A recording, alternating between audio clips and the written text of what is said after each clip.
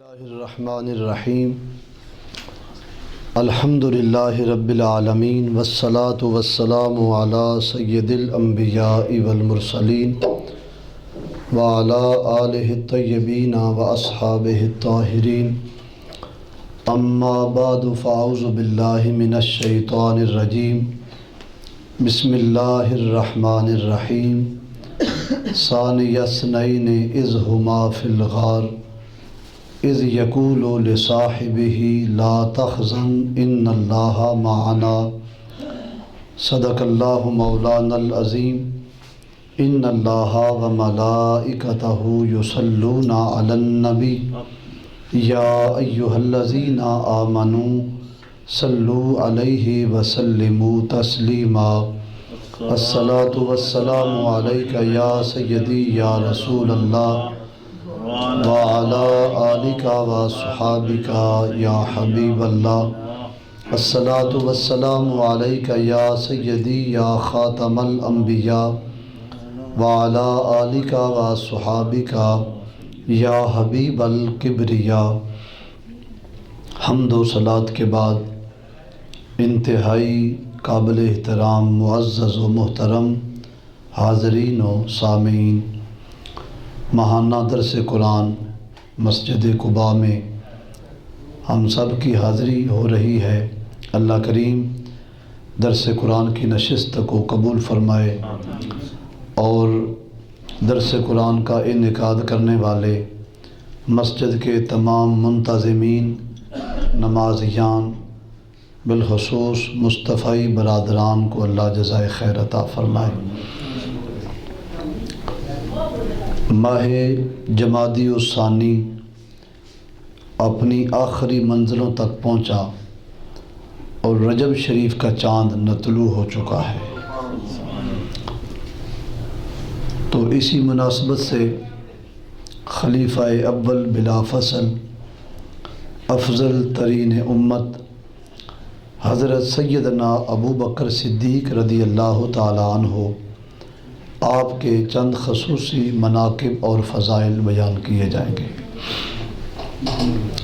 قرآن شریف سے جو آیت کریمہ تلاوت کی ہے، اس میں اللہ تعالیٰ نے حضور نبی پاک علیہ السلام کا جو ہجرت کا سفر ہے، اس میں غار ثور میں ہونے والے واقعات کو بیان کیا ہے۔ حضرت سیدنا ابو بکر صدیق رضی اللہ تعالیٰ عنہ تمام صحابہ کرام سے ہر جہت سے انفرادی شان رکھتے ہیں، خدمت کے اعتبار سے، حضور پاک علیہ السلام سے محبت کے اعتبار سے، جانثاری وفاداری کے اعتبار سے، ہر جہت سے انفرادی شان حضرت سیدنا ابو بکر صدیق کی ہے۔ یوں تو ہر صحابی ہمارے آقا و مولا کا یہی سمجھتا ہے کہ حضور پاک علیہ السلام مجھ سے پیار کرتے ہیں، یہ رحمت عالم کی شفقت اور محبت کا تقاضا تھا کہ ہر کوئی جب ملتا تو وہ یہی سمجھتا کہ حضور پاک مجھ سے ہی زیادہ پیار کرتے ہیں، پر زمانے نے بتایا ہے کہ حضرت سیدنا ابو بکر صدیق اس شان والے ہیں کہ جن کو ہمارے پیارے آقا علیہ السلام کی ہر جہت سے ہمگیر معیت اور رفاقت حاصل ہے۔ نام آپ کا عبداللہ ہے، کنیت ابو بکر ہے، القاب میں سے صدیق و عتیق مشہور آپ کے لقب ہے۔ آپ کے والد ماجد کا نام قحافہ عثمان ہے اور والدہ کا نام ام سلمہ ہے۔ حضرت سیدنا ابو بکر صدیق قریش کے خاندان کی ایک شاخ بنو تیم، اس کے چشم و چراغ ہیں، اور ساتویں پشت میں ان کا شجرہ ہمارے آقا و مولا کے شجرے سے مل جاتا ہے۔ سکول کی کتابوں میں بنو تمیم لکھا ہوا ہے، وہ کتابت کی غلطی سے بنو تمیم ہو گیا، اب وہ بنو تمیم ہی چل رہا ہے۔ بعض تاریخ نگاروں نے بھی تمیم لکھ دیا، جبکہ اصل جو قبیلے کا نام ہے وہ ہے قریش خاندان کے قبیلے کی ایک شاخ بنو تیم، تا اور یا زبر کے ساتھ بنو تیم۔ یہ حضرت ابو بکر صدیق رضی اللہ تعالی عنہ کا خاندان اس قبیلے سے ہے کہ جس قبیلے سے حضور پاک علیہ السلام کا خاندان ہے۔ اور پھر آپ حضور پاک علیہ السلام کی ولادت باسعادت سے 2 سال چند ماہ بعد میں پیدا ہوئے۔ بچپن سے لے کے وفات تک، وفات سے لے کے قیامت تک، قیامت سے لے کے جنت میں جانے تک اور جنت میں رہنے تک جتنے بھی مراحل ہیں، زمانہ گواہی دیتا ہے کہ حضرت ابو بکر صدیق نبی پاک علیہ السلام کے ساتھ ہیں۔ ہجرت کی رات حضرت ابو بکر صدیق رضی اللہ تعالی عنہ حضور پاک علیہ السلام کے ساتھ ہیں۔ قرآن شریف نے گواہی دی ہے، زمانہ اس بات کو اچھی طرح جانتا اور پہچانتا ہے، لیکن حضرت ابو بکر صدیق رضی اللہ تعالی عنہ کو حضور پاک علیہ السلام کی معیت جب مل گئی تو آقا دو جہاں سفر ہجرت میں ابو بکر صدیق کو ساتھ لے کے مکہ سے مدینہ کی طرف روانہ ہوئے۔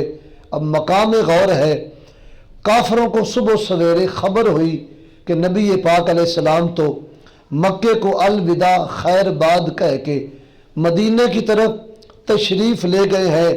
اب جو بندے کا گھر ہو وہاں سے خبر لینی چاہیے کہ وہ کدھر گئے ہیں، کہاں مل سکتے ہیں، سفر ان کا کہاں تک ہے، راستے میں کس کس جگہ ان کے جانے آنے کا پروگرام ہے۔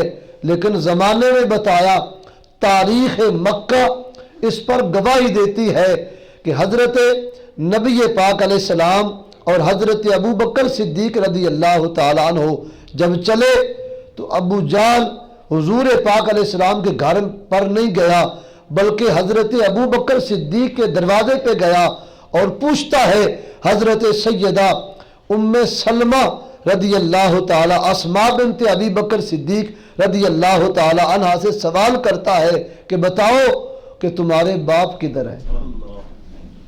اب چاہیے تو یہ تھا کہ حضور پاک علیہ السلام کی خبر لینے کے لیے حضور پاک کے دروازے پہ پہنچتے، لیکن عالم اسلام تو ہے ہی عالم اسلام، عالم کفر کو بھی پتہ ہے کہ نبی پاک علیہ السلام کا پتہ لینا ہو تو پہلے صدیق اکبر کا پتہ لینا پڑے گا، نبی پاک علیہ السلام تک پہنچنا ہو تو پہلے صدیق اکبر کے دروازے تک پہنچنے سے وہاں تک رسائی حاصل ہوتی ہے۔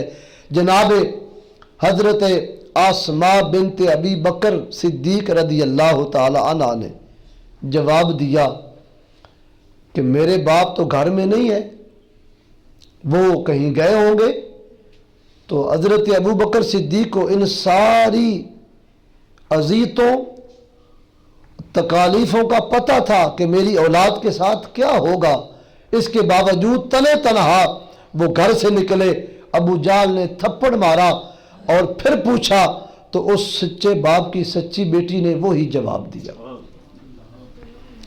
پھر غار میں پہنچے اور غار میں جب پہنچے ہیں تو حضرت ابو بکر صدیق پہلے غار میں گئے، نبی پاک علیہ السلام کو عرض کیا، حضور آپ یہاں ٹھہرے، پرانی غار ہے، کوئی موذی جانور تکلیف دینے والا اگر غار کے اندر ہو، رات کی تاریکی ہے تو وہ مجھے پہلے تکلیف دے، آپ کو کوئی تکلیف نہ آنے پائے۔ صدیق اکبر اس غار میں چلے گئے، غار کو صاف کیا۔ اب سنتے ہو کہ سارے زمانے کے علماء بیان کرتے ہیں کہ رات کی تاریکی اور پھر وہاں روشنی کا انتظام آج بھی نہیں، اس وقت بھی نہیں تھا، حاجی لوگ جانتے ہیں۔ حضرت ابو بکر صدیق نے غار کو کس طرح صاف کیا، وہ کون سی اندر فلڈ لائٹ لگا لی، روشنی کے لیے بلب اندر آویزہ ہو گیا کہ جس کی روشنی میں ان کو غار کے اندر سانپ کے وہ سوراخ نظر آنے لگے تو پتہ چلتا ہے وہ چہرہ مصطفیٰ کی نورانیت کے جلوے تھے جو غار کے اندر صدیق اکبر کو نظر آ رہے تھے۔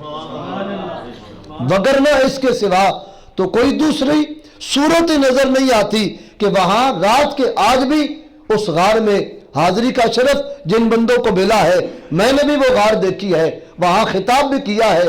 वो गार आज भी उसके अंदर दिन को भी जाएं तो कुछ चीजें नीचे जाके नहीं मिलती, और जब रात हो तो फिर बैर भी अंधेरा होता है, गार में और अंधेरा होता है। हजरत सिद्दीक अकबर को वो गार में सुराख किस तरह नजर आ गए, वो कोई बड़े बड़े नहीं थे, शाम के सुराख छोटे होते हैं, वो कैसे नजर आए।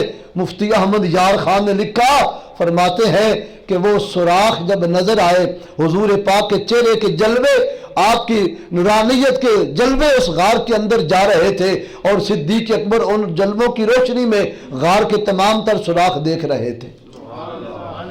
वो सुराख देखे, उनको बंद कर दिया, एक सुराख रह गया और उस पर अपनी एड़ी जमा ली। हुजूर पाक को अर्ज किया, हुजूर तशरीफ लाओ, पर एक ही शर्त है, जरा बशरियत का पर्दा हटा के आओ। कमली वाले आका फिर गार में आए। 3 रातें और 3 दिन हुजूर पाक अलैहिस्सलाम ने उस गार को शरफ बख्शा, एजाज दिया कि मुस्तफ़ा करीम ने उस गार में 3 दिन रहना पसंद कर लिया और 3 रातें गुजारना मंजूर फरमा लिया। आकाए दो जहां उस गार में रहे, वहाँ बहुत सारे अजीब व गरीब वाक़यात मोजज़ात की सूरत में नज़र आए, और आज भी वो रूनुमा हैं, हो रहे हैं, होते रहेंगे। हुजूर पाक अलैहिस्सलाम जब गार में चले गए तो एक ये अजीब व गरीब वाक़या सुबह सवेरे नमूदार हुआ। मकड़ी है, वो गार के दहाने पे बड़ी तेज रफ्तारी के साथ कभी उस दरवाजे पे उस तरफ जाती है, कभी उस तरफ जाती है। हजरत सिद्दीक अकबर की गोद रेहल बनी हुई है, हुजूर पाक का सरे अनवर सिद्दीक अकबर की गोद में है। हुजूर पाक गार के दहाने को देख रहे हैं और सिद्दीक अकबर से फरमाया, ए अबू बकर, याद करो मक्के में तुमने एक सवाल किया था, आज उस सवाल के जवाब का वक्त आ गया है।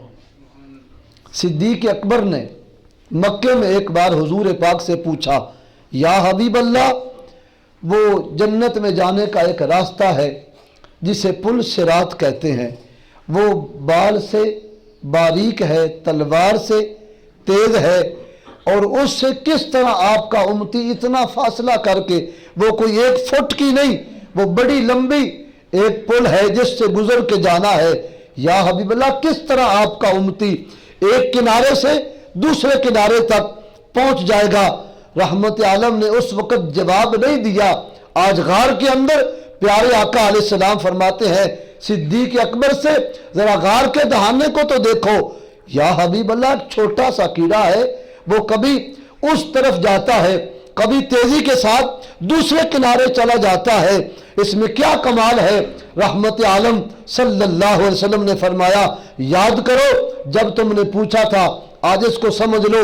जिस तरह ये मकड़ी का वो छोटा सा कीड़ा अनकबूत कुरान शरीफ ने जिसको कहा, वो मकड़ी जिस तरह एक को किनारे से दूसरे किनारे पर अपनी उस तार पर तेज रफ्तारी के साथ चली जा रही है, इसी तरह जब मेरे उम्मती माशर के मैदान को आएंगे, वो जन्नत को जाना चाहेंगे, मैं अगली जानब खड़ा होऊंगा और मेरे उम्मती मुझे देखते जाएंगे, फिर पुल सरा से गुजरते जाएंगे। आला हजरत ने भी कहा था कि पुल से अब वजद करते गुजरिए कि है रब्बे सल्लम सदाए मोहम्मद सल्लल्लाहु अलैहि व आलिहि वसल्लम। सामने हुजूर पाक का जलवा होगा, गुलामान मुस्तफ़ा हुजूर पाक को देखते जाएंगे और वहाँ वो पुल सरात से गुजरते जाएंगे। अब वो मकड़ी जिसको अरबी ज़बान में अनकबूत कहा गया, वो जाला बना रही है, और जाला उसने इस तरह तेज़ी के साथ बनाया कि काफरों के आने से पहले पहले उसने मुकम्मल तौर पे गार का दहाना बंद कर दिया। अब वो गार का दहाना बंद भी किया और इस कदर तेजी से बंद किया कि आने वाले काफरों को, जिसमें अबू जाल भी था, वो मुख्तसर सा काफिला जो नबी पाक अलैहिस्सलाम की तलाश में मक्के से निकला हुआ था, वो गार के दरवाजे पर पहुंचे और देखा नीचे से सिद्दीक अकबर और हुजूर पाक अलैहिस्सलाम को उनके कदम नजर आ रहे थे कि वो गार के दरवाजे पर खड़े हुए हैं। लेकिन वहां गुफ्तो शुनीद हुई। अबू जाल को कहा गया कि गार के अंदर जाके देखिए। उसने कहा कि देखते नहीं, पागल हो गए हो, अगर गार में गए होते तो ये मकड़ी का जो जाला है ये क्यों कर सलामत होता। ये जाले का सलामत होना ये बताता है कि गार में नहीं गए। ये बात हुजूर पाक ने अपने कानों मुबारकों से ये सुन ली थी, लेकिन ये हुजूर पाक का इख्तियार भी था और उस मकड़ी की खुश नसीबी भी थी कि उसको यहाँ खिदमत का मौका दिया जा रहा है। अब हम पूछना चाहते हैं, जब वो जाला मुकम्मल हो गया, वहाँ जल्दी जल्दी आके कबूतरी ने अंडे भी दे दिए। कबूतरी अंडे दे के उन पर बैठ गई। काफरों का वो काफला जब आया तो कबूतरी वहाँ से उनके सामने फुर करके उड़ी, तो उन्हें यकीन हो गया कि ये कोई नया जाला नहीं, ये तो बड़ा पुराना है। अब हम आलम तसव्वुर में कबूतरी से और अनकबूत मकड़ी से सवाल करना चाहते हैं कि ए कबूतरी तूने ये क्या किया, ए मकड़ी ये काम तुझे किस तरह समझ में आया, तूने क्यों किया।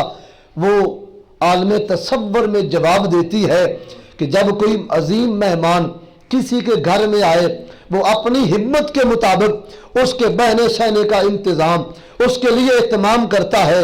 हम जंगल में रहने वाले थे, हमारे पास और तो कुछ था नहीं कि हम दरवाज़ा बंद करते।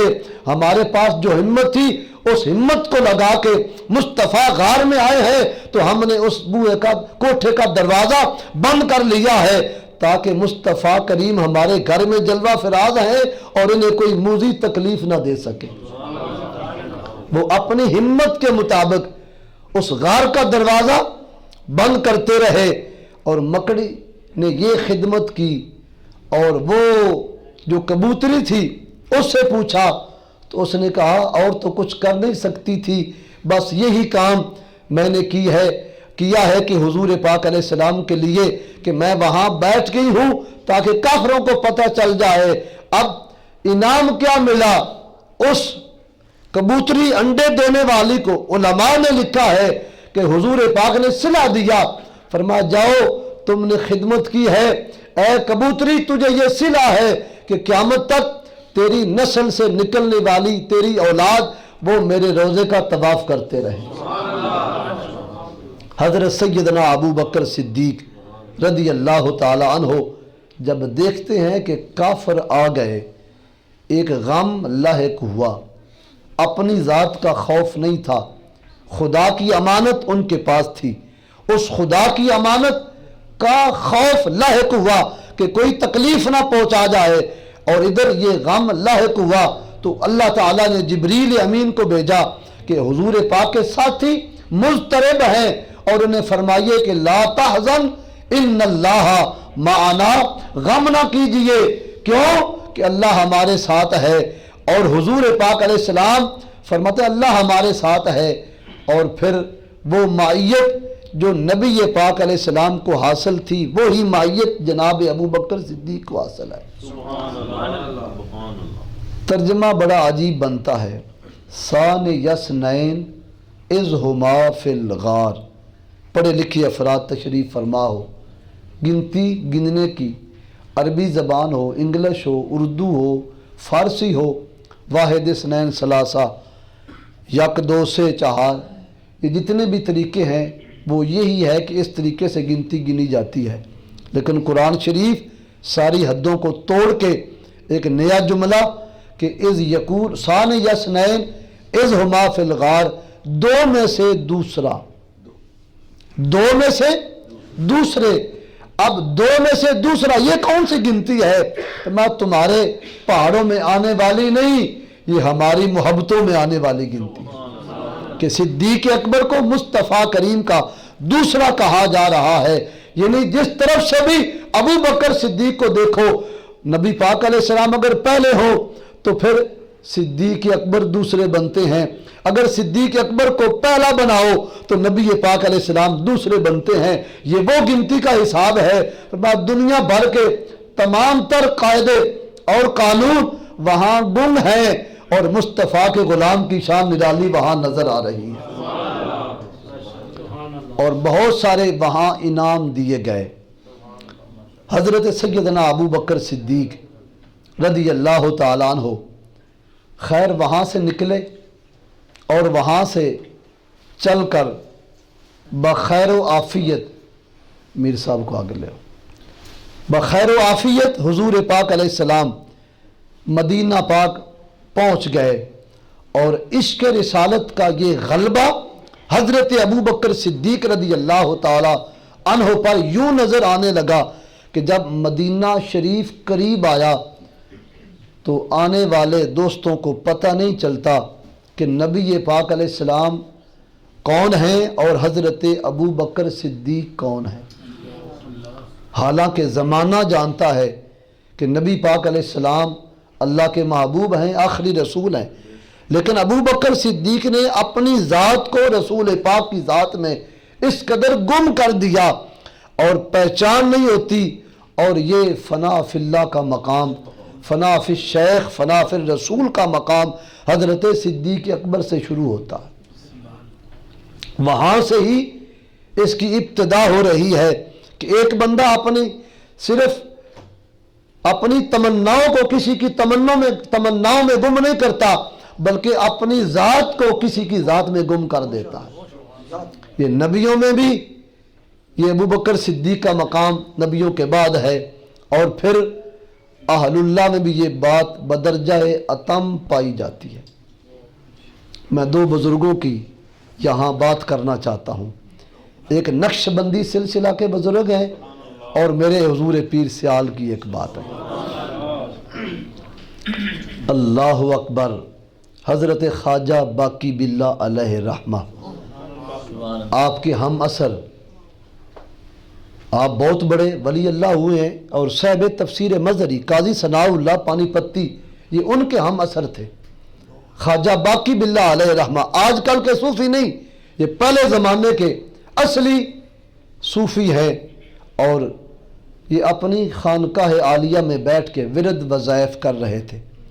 مہمان آ گیا، جب مہمان آیا تو ان کے دل میں یہ خیال آیا کہ کاش کوئی ایسا انتظام ہو جائے کہ میرا وظیفہ بھی قضا نہ ہو اور میرے مہمان آنے والے کی سنت کے مطابق ضیافت کا اہتمام بھی ہو جائے۔ توجہ ہے، ایک وقت میں دو کام نہیں ہو سکتے، یہاں ضیافت کا اہتمام کرنا ہوگا یا وظیفہ پڑھنا ہوگا، پر ہم نے پڑھا ہے کتابوں میں اللہ کے ولیوں کے دل میں جو خیال بھی آئے نا، اللہ اس کے انتظامات فرما دیتا ہے۔ خواجہ باقی باللہ کے دل میں یہ خیال، یہ سوچ کتنی اچھی ہے کہ اگر آپ قرآن پڑھ رہے ہیں یا درود شریف پڑھ رہے ہیں تو آپ کا یہ دل کرے کہ میرا درود شریف بھی قضا نہ ہو، میرا کام بھی چل جائے۔ یہ کسی کو یہ سوچ بھی آتی ہے، یہ ایسے نہیں آتی، جب کرم کے دروازے کھلتے ہیں تو پھر اس طرح کی سوچیں شروع ہو جاتی ہیں۔ خواجہ باقی باللہ علیہ رحمہ ادھر سوچا، پاس ہی ایک نان بائی تندور والا تھا، اس نے اپنے آپ ہی، کسی نے کہا نہیں، از خود اپنی طرف سے اچھی طرح کھانا تیار کیا، اس کو ٹرے میں رکھا، اوپر دسترخوان ڈال کے اس مہمان کی ضیافت کر دی۔ جب آپ فارغ ہوئے وظیفے سے، مہمان سے ملاقات کی، جو کچھ اس نے کہا وہ سنا، جو اسے انعام دینا تھا وہ دے دیا۔ اب مہمان چلا گیا، جب مہمان چلا گیا تو کہا بلاؤ اس نان بائی کو جس نے ہمارے مہمان کی خدمت کی ہے۔ بلا لیا گیا، جب وہ آیا تو کہا مرا چے بخا، مانگ کیا مانگتا ہے؟ میں فارسی کی کتاب سے اصل عبارت پڑھ رہا ہوں، مرا چے بخا، مانگ کیا مانگتا ہے؟ وہ سمجھدار تھا، اس کو مانگنے کا کوئی چج تھا کہ اب مانگنا ہے تو کیا مانگنا ہے جی۔ اس پر جب سوال یہ ہے تو وہ کوئی سمجھدار آدمی تھا، اس نے کیفیت سے معلوم کر لیا اب ان کا دریائے رحمت جوش میں ہے، دنیا نہ مانگوں کوئی آخرت کی چیز مانگ لوں۔ اس نے کہا حضور آپ کا دیا ہوا رب کا بڑا کرم ہے، تو پھر فرمایا کچھ مانگ لے۔ پھر اس نے سوال پر سمجھتے ہوئے کہا اگر آپ دینا ہی چاہتے ہیں، میں درم و دینار روپے پیسے نہیں مانگنا چاہتا، پھر ایک ہی میری آرزو ہے، مرا مثل خود سا زید، کہ پھر اگر آپ دینا ہی چاہتے ہیں تو پھر یہ کرو مجھے اپنے جیسا بنا دو، بس میں اور کچھ نہیں چاہتا۔ آپ نے فرمایا یہ تو نے چیز بڑی مانگ لی ہے، مجھے یہ طاقت ہے کہ میں تجھے اپنے جیسا کر لوں، تجھ میں یہ طاقت نہیں کہ تو میرے جیسا ہو جائے۔ اس نے پھر ایک عقل مندانہ سوال کیا، اس نے کہا حضور کیا وجہ ہے، اگر آپ مجھے اپنے جیسا کریں تو مجھ میں کیوں طاقت نہیں، کیا ہوگا؟ فرمایا جب میں تجھ پہ اپنے اندر جو انوار و تجلیات کے سمندر بہ رہے ہیں نا وہ تجھ پہ ڈالوں گا تو مر جائے گا۔ پھر اس نے کہا حضور مرنا تو ہے، آخر دنیا چھوڑ جانی ہے، مر بھی جانا ہے، اب میں مر تو جاؤں گا پر باقی باللہ کے دروازے پہ آ کے خیر سے مرنا چاہتا ہوں، مجھے اپنا وہ قرب عطا فرمائیے۔ آپ نے اس کی بات کو منظور کر لیا، منظور کرتے ہوئے فرمایا اندر چلو۔ اس پر توجہ اتحادی ڈالی، یہ صوفیانہ گفتگو ہے، یہ میر صاحب توجہ سمجھتے ہیں اس بات کو، یہاں صاحبان سلسلہ توجہ ڈالی۔ جب توجہ ڈالی تو کمرے میں جب گئے تھے تو دو آدمی تھے، ایک باقی باللہ، ایک نان بھائی تندور والا۔ تھوڑی دیر کے بعد جب کمرے سے باہر آئے تو لوگوں نے دیکھا کہ پہچان ہی نہیں ہوتی باقی باللہ کون ہے اور نان بھائی کون ہے۔ اب میں سمجھانا چاہتا ہوں بھائی، جب پچھلے زمانے میں 500-600 سال بعد اللہ کے ولیوں میں سے ایک ولی کو رب نے یہ طاقت دی ہے کہ وہ اپنی خدمت کرنے والے ایک بندے پہ اتنا کرم کرے کہ اپنا حال اس کو عطا کر دے، پھر غور کرو نبیوں کے سردار 3 دن 3 راتیں غار میں رہے، جناب اسماء بنت ابی بکر صدیق رات کی تاریکی میں مکے سے کھانا بنا کے حضرت نبی پاک علیہ السلام کو پیش کرتی رہی۔ نبی پاک علیہ السلام نے ابو بکر کو کتنا اپنے رنگ میں رنگا ہوگا۔ نعرہ تکبیر، نعرہ رسالت، نعرہ حیدری، سرکار کی آمد، دار کی آمد، اجبال کی آمد، پیر سیال، پیر سیال۔ اگر اللہ کا ایک ولی اپنے مہمان کو کوئی روٹی دے جائے تو اس کے لیے اتنا کرم فرمائے، اللہ کا ایک ولی خود نہیں کھایا مہمان نے کھایا ہے تو اس پر اتنا کرم فرمایا کہ کمرے میں لے گئے، جب کمرے سے نکلے تو پہچان نہیں ہو رہی تھی، صرف اتنا پتہ چلتا تھا کہ جو پرانے باقی باللہ ہیں ان کے ہوش و حواس ٹھیک ہیں اور جو نئے نئے باقی باللہ بنے ہیں وہ مدہوش ہیں، بس اتنا پتہ 3 دن وہ زندہ رہے۔ 3 دن کے بعد ان کا انتقال ہوا۔ علماء نے لکھا ہے کمرے میں جانے سے پہلے وہ نان بھائی تھے، جب کمرے سے نکلے تو ان کا روحانی وہی سٹیٹس وہی معیار تھا جو حضرت باقی باللہ کا تھا۔ اب سمجھئے یہ تو مہمان کو روٹی دی گئی، اب غار میں حضرت ابو بکر صدیق کی صاحبزادی رات کی تاریکی میں اپنے گھر میں کھانا بنا کے ہر رات 3 راتیں حضور پاک علیہ السلام کو کھانا پیش کرتی رہیں۔ اگر مہمان کو دیا جائے تو یہ اتنی کرم نوازی فرماتے ہیں، تو جب ان کی اپنی خدمت کی جائے تو پھر یہ کتنا کرم چڑھاتے ہوں گے۔ اس کا اثر حضور پاک علیہ السلام جب غار سے نکل کے مدینہ پاک پہنچے تو وہاں کے لوگوں نے دیکھا کہ معرفت الہی کا وہ نقشہ جو نبی پاک علیہ السلام کو حاصل تھا، حضور پاک نے اپنی خداداد رحمتوں اور خداداد برکتوں میں سے حضرت صدیق اکبر کو بھی رنگ دیا تھا۔ اب سنتے ہیں پیر سیال کا تذکرہ۔ اللہ اکبر، حضور خواجہ خواجگان بڑے پیر سیال شمس العارفین سیالوی علیہ رحمہ، آپ چونکہ پیر پٹھان کے مرید تھے، وہاں سے ہی جاگ لگی، خلافت ملی۔ پیر پٹھان کے وصال کے بعد حضرت خواجہ شمس العارفین سیالوی علیہ رحمہ آپ جب توسا شریف تشریف لے گئے نا پیر پٹھان کے یہاں، تو جن لوگوں نے پیر سیال کو دیکھا ہوا نہیں تھا انہوں نے جا کے لنگر خانے میں یہ خبر عام کر دی کہ پیر پٹھان تو زندہ ہیں، وضو کر رہے ہیں تالاب پر۔ پیر پٹھان تو زندہ ہیں، وضو کر رہے ہیں تالاب پر۔ لوگ دوڑے کہ پیر پٹھان آ گئے۔ جب دیکھا تو جو لوگ جانتے تھے انہوں نے کہا کہ پیر پٹھان نہیں، یہ سیال شریف سے آئے ہوئے حضور پیر سیال ہیں۔ تو پیر سیال علیہ رحمہ اپنی آخری زندگی کے حصے میں بالکل وہی نقشہ اور وہی سب کچھ تھا جو پیر پٹھان کے پاس تھا۔ یہ روحانیت کا غلبہ آتا رہتا ہے۔ حضرت سیدنا ابو بکر صدیق رضی اللہ تعالی عنہ کی ایک اور اس اعتبار سے انفرادی شان سنیے۔ مشکات شریف میں یہ حدیث پاک آتی ہے۔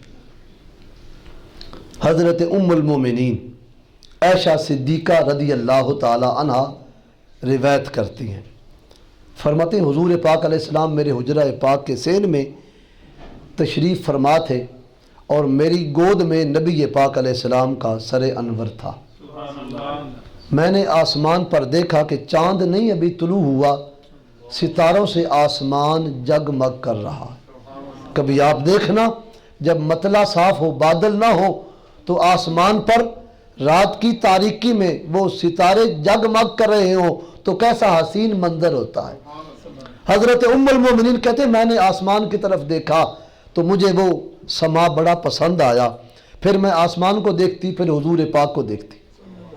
جب 2 بار یا 3 بار ایسے ہوا نا تو میرے دل میں ایک خیال آ گیا، وہ خیال پھر زبان پہ لائی۔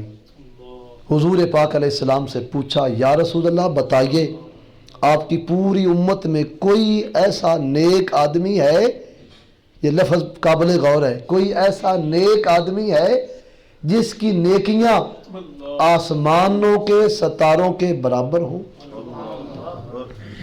نیکیاں نیک کی ہوتی ہیں نا جی، بد کی تو نیکیاں نہیں نہ ہوتی۔ میں کچھ کہہ رہا ہوں عقیدے کی بات جی، کوئی ایسا نیک آدمی جس کی نیکیاں آسمان کے ستاروں کے برابر۔ حضور پاک علیہ السلام نے ارشاد فرمایا قالا نعم یا عائشہ، میری امت میں ہے ایک آدمی ایسا جس کی نیکیاں آسمانوں کے ستاروں کے برابر ہیں۔ آسمانوں جمع کا صیغہ 7 آسمان ہیں، اور مفتی احمد یار خان نے لکھا پہلے آسمان سے دوسرا آسمان بڑا ہے، دوسرے سے پھر تیسرا بڑا ہے۔ ہر آسمان پر ستارے ہیں، کچھ موٹے ہیں کچھ باریک ہیں، خوردبین سے بھی نظر نہیں آتے۔ تو ام المومنین نے یہ سوال کیا کہ سب آسمانوں پر ستارے ہیں اور کوئی آپ کی امت میں ایسا بندہ ہے جس کی نیکیاں آسمانوں کے ستاروں کے برابر ہوں؟ تو مصطفیٰ کریم کو ایسا حساب تھا، میرے رسول پاک نے ارشاد فرمایا کہ وہ میری امت میں ایک بندہ ہے اور اس ایک بندے کا نام جو نیک ہے، اس نیک کا نام عمر بن خطاب ہے۔ اب تیرے پاس پتہ نہیں کتنا وہ ترازو ہوگا یا وہ اینچی ٹیپ ہوگی، تو ناپتا پھرے کہ وہ بھی غلطی انہوں نے کی، وہ بھی کی، چھوڑ ان کو، یہاں آ کے توڑ اور دیکھ۔ حضور پاک فرماتے ہیں کہ ان کی نیکیاں تو آسمانوں کے ستاروں کے برابر ہیں۔ تو فرماتی ہیں جب یہ سنا تو میرے دل میں یہ خیال آیا کہ میرے باپ تو پہلے کے مسلمان ہیں اور ان کی خدمات دینیاں بھی زیادہ ہیں، تو ان کی نیکیاں کی دے گی، بس یہ مضطرب ہونا تھا۔ تو حضور پاک نے میرے دل میں آنے والا خیال پڑھ لیا تو فرمایا اے عائشہ مضطرب ہو رہی ہو، تمہارے باپ کی نیکیاں کدھر ہیں؟ عمر بن خطاب کی ساری نیکیوں کو اکٹھا کر لیا جائے، ابو بکر صدیق کی ایک نیکی کا مقابلہ نہیں کر سکتا۔ ان کی تو ایک نیکی اتنی بڑی ہے جو عمر بن خطاب کی ساری نیکیوں سے باری ہے۔ اب وہ ایک نیکی کون سی نیکی ہے؟ بھائی مکے میں بھی نیکیاں کرتے رہے، مدینے میں بھی نیکیاں کی، پھر حضور پاک علیہ السلام کے وصال کے بعد مصلی منبر محراب کے وارث بنے، وہ بھی نیکیاں کی ہیں، لیکن وہ نیکی کیا ہے؟ علماء کثیر تعداد میں اس پر اجماع رکھتے ہیں، اور مفتی احمد یار خان نے بھی اسی بات کو لکھا، فرماتے ہیں وہ ایک نیکی غار والی نیکی ہے۔ وہ غار والی اتنی بڑی نیکی ہے کہ حضرت عمر بن خطاب کی ساری نیکیاں اس ایک نیکی کا مقابلہ نہیں کر پاتی۔ پھر مفسرین نے کہا ہے حضرت عمر بن خطاب کو جب یہ بات پہنچ گئی نا کہ حضور پاک نے یہ بات ارشاد فرمائی ہے، اب سنو، قرآن شریف فرماتا ہے مقابلہ کیا کرو، ایک دوسرے کے ساتھ مقابلے کی صورت پیدا کرو، فاستبقوا الخیرات، نیکیوں میں مقابلہ کیا کرو۔ اللہ اکبر، عمر بن خطاب کو یہ پتہ چلا تو فرمانے لگے کاش ابو بکر صدیق وہ ایک نیکی مجھے دے دیں اور یہ ساری میریاں نیکیاں لے لیں۔ یہ ان کا مقام اور مرتبہ ہے۔ حضرت سیدنا ابو بکر صدیق رضی اللہ تعالیٰ عنہ مال پیش کرنے کا موقع ہے تو پھر بھی حضرت ابو بکر صدیق رضی اللہ تعالیٰ عنہ کسی سے پیچھے نہیں نظر آتے۔ غزوہ تبوک کے موقع پر حضرت عمر فاروق اعظم نے بہت سارا مال مسلمانوں کی خدمت کے لیے پیش کیا۔ حضرت ابو بکر صدیق نے اپنے گھر میں جتنا بھی تھا وہ تھوڑا سا مال لے کے آئے۔ حدیث پاک کے جو الفاظ ہیں ان پہ ذرا غور کریں۔ عمر بن خطاب مال لے کے آئے نا تو کملی والے آقا نے پوچھا اے عمر کتنا گھر والوں کے لیے چھوڑا ہے اور کتنا لے کے آئے ہو؟ ابو بکر صدیق آئے تو ان سے اتنا سوال نہیں کیا، بس ایک ہی پوچھا گھر والوں کے لیے کیا چھوڑا؟ یہاں دو سوال، کتنا لے کے آئے ہو، کتنا چھوڑ کے آئے ہو؟ کیونکہ وہ جب چلے تھے تو انہوں نے یہ ارادہ کیا تھا آدھا حضور پاک کی خدمت میں پیش کروں، آدھا گھر والوں کے لیے چھوڑ جاؤں، تو وہ دو ہی سوال ان پر کر دیے، کتنا لے کے آئے ہو، کتنا چھوڑ کے آئے ہو۔ اور جب یہ چلے تو یہ سارے ارادے پسپا کر کے آئے تھے اور سب کچھ لے کے آئے، ان پر ایک ہی سوال، کیوں کہ نیت ایک ہی تھی تو ایک ہی سوال کر دیا گیا۔ انہوں نے کہا حضور آدھا چھوڑ آیا ہوں، آدھا لے آیا ہوں، اور وہ کوئی 2-4 کلو مال نہیں تھا، وہ ہزاروں کی تعداد میں اتنا مال تھا، لیکن ابو بکر صدیق جو مال لائے وہ اتنا ہی تھا، خود اٹھا کے لائے، ایک گشڑی باندھ کے نا خود ہی اٹھا کے لے کے آ رہے ہیں۔ جب آئے تو حضور پاک نے پوچھا ابو بکر بتاؤ کہ گھر والوں کے لیے کتنا چھوڑ کے آئے ہو؟ بس ایک ہی سوال، کتنا چھوڑا ہے؟ عرض کیا حضور جو کچھ تھا وہ تو لے آیا ہوں آپ کی خدمت میں، رہی بات گھر والوں کی تو گھر والوں کے لیے ایک اللہ چھوڑ آیا ہوں، ایک اللہ کا رسول چھوڑ آیا ہوں، ایک اللہ چھوڑ آیا ہوں، ایک اللہ کا رسول چھوڑ آیا ہوں۔ حضرت ابو بکر صدیق رضی اللہ تعالیٰ عنہ آپ کے ایک دو فرمودات عالیہ بھی سماعت کر کے جائیں۔ آپ فرماتے ہیں جس معاشرے میں جہاد کو ترک کر دیا جائے اللہ اس قوم پر ذلت اور رسوائی مسلط فرما دیتا، اور فرمایا کہ جس معاشرے میں بے حیائی عام ہو جائے اللہ تعالیٰ اس معاشرے سے برکت اٹھا لیتا۔ اب دیکھ لو مجھے اور آپ کو ایک لمحے کے لیے سوچنا ہوگا کیا جو سیدنا صدیق اکبر نے فرمایا وہ سچ ثابت ہو رہا؟ بے حیائی عام ہے اور برکت کوئی نہیں، نہ وقت میں برکت ہے اور نہ کسی کی رزق میں برکت ہے۔ صبح سے لے کے شام تک، شام سے صبح تک یہ سلسلہ چل رہا ہے، لیکن اس کے باوجود آج بے برکتی کا یہ عالم ہے کہ 10 افراد گھر کے ہیں اور 10 کمانے والے ہیں، پھر بھی مشکل گزارا ہو رہا ہے۔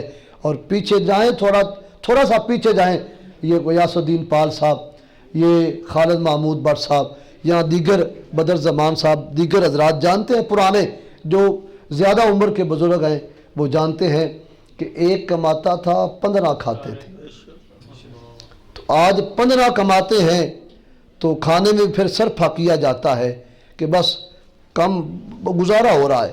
اس طرح کے معاملات ہیں، آج ہمیں حساب لینا ہوگا۔ بے حیائی صرف یہ نہیں کہ عورتیں گھر سے نکلیں تو یہ بے حیائی ہے، جو تیرے اور میرے جیب میں موبائل ہے اس نے ستیہ ناش کر دیا۔ ہمیں معلوم نہیں کہ آپ گھر کے بیٹھے ہوئے 5 افراد وہ موبائل کی سکرین پہ کیا کیا دیکھ رہے ہیں۔ اس میں اچھائی بھی ہے لیکن برائی اچھائی سے زیادہ ہے۔ کوئی ہی قسمت والا بچتا ہے، ضرور اس کو استعمال کریں، پر جتنی ضرورت ہے اس کو اتنا ہی استعمال کیا جائے۔ ضرورت سے زیادہ استعمال کرنا یہ تباہی اور بے برکتی کا سامان مہیا کرتا ہے۔ میں دعا کرتا ہوں اللہ تعالیٰ آج کے درس قرآن میں آنے والے جملہ احباب کو جزائے خیر عطا فرمائے۔ عزیزم ولی محمد پال صاحب اور عزیز القدر احمد بلال صدیقی صاحب اور ان کی ساری ٹیم کو اللہ تعالیٰ اپنی رحمتوں کا حصہ عطا فرمائے۔ آمین۔ وآخر دعوایا ان الحمدللہ رب العالمین۔